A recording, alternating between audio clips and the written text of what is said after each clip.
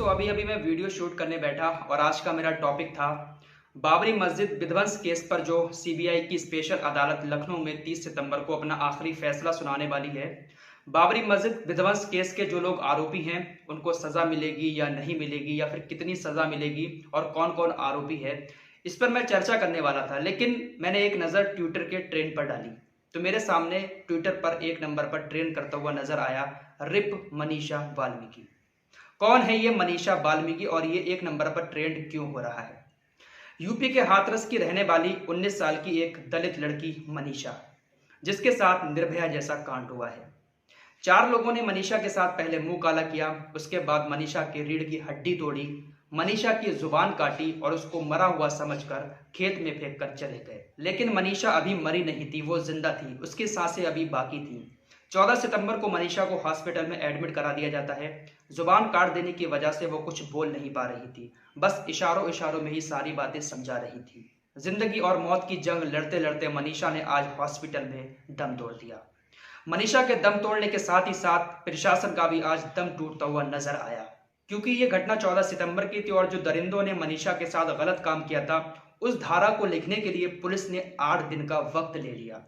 8 दिन बाद इस गलत काम की धारा के तहत उन 4 लोगों पर एफआईआर दर्ज की गई। तो सोच सकते हैं यहाँ पर पुलिस की कितनी बड़ी लापरवाही सामने आई है। इसी लापरवाही की वजह से शायद हमारे देश में दरिंदों के हौसले इतने ज्यादा बुलंद हो चुके हैं।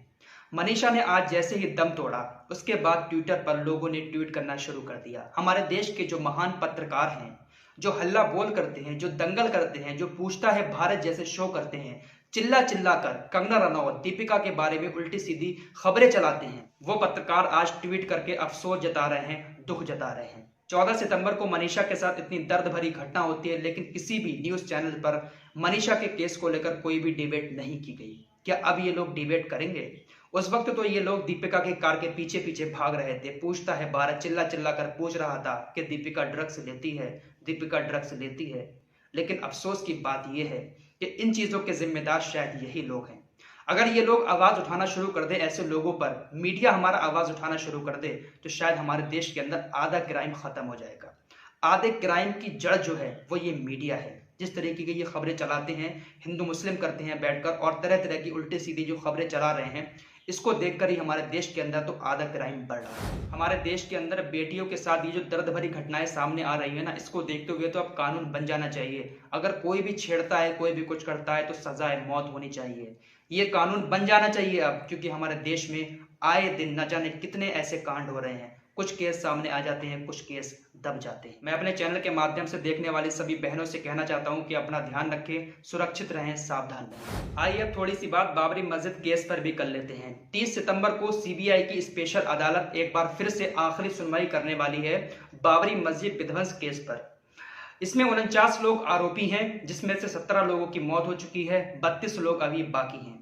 1992 में बाबरी मस्जिद को तोड़ा गया था। इसमें आरोप लगाया गया था कुछ नेताओं पर, बीजेपी के बड़े नेता मुरली मनोहर जोशी, लाल कृष्ण आडवाणी, उमा भारती जैसे नेता और बहुत सारे साधु संतों पर यह आरोप लगाया गया था कि इन लोगों ने भड़काऊ भाषण दिया, जिसके तहत बाबरी मस्जिद को तोड़ा गया। इन लोगों के भड़काऊ भाषण की वजह से ही बाबरी मस्जिद पर चढ़ाई की गई। ये आरोप लगे थे इन लोगों के ऊपर और एक आरोप ये लगा है कि इन लोगों ने मीडिया के साथ मारपीट भी की थी। तो इन्हीं आरोपों को लेकर इन लोगों के ऊपर मुकदमा दर्ज किया गया था।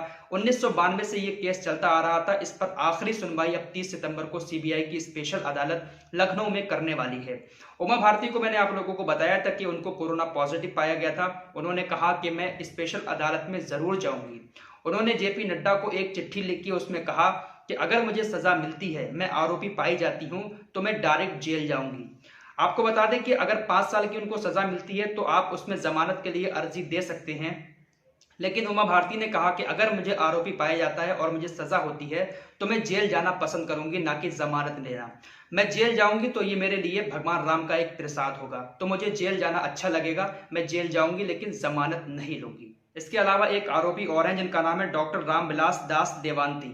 तो इन्होंने भी कहा कि अगर सीबीआई की स्पेशल अदालत हमें फांसी भी देती है तो हम फांसी पर लटकना मंजूर कर लेंगे। ये हमारे लिए एक बड़ी गौरव की बात होगी कि रामलला के लिए लड़ते लड़ते हम फांसी पर चढ़ जाएंगे। उन्होंने कहा कि ये प्रसाद की तरह होगा हमारे लिए। तो देखते हैं कि 30 सितंबर को सीबीआई की स्पेशल अदालत क्या फैसला सुनाती है।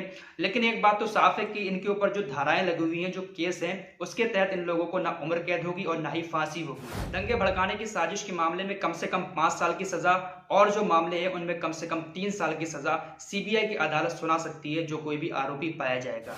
आरोपियों को सजा मिलने के बाद अगर वो चाहें तो अपील कर सकते हैं जमानत की, उनको जमानत मिल सकती है। लेकिन उमा भारती ने कह दिया कि मैं जमानत नहीं लूंगी, प्रसाद समझूंगी अगर मैं जेल जाऊंगी तो देखते हैं 30 सितंबर को क्या फैसला आता है। तो आप लोग सावधान रहें, सुरक्षित रहें, अपना ख्याल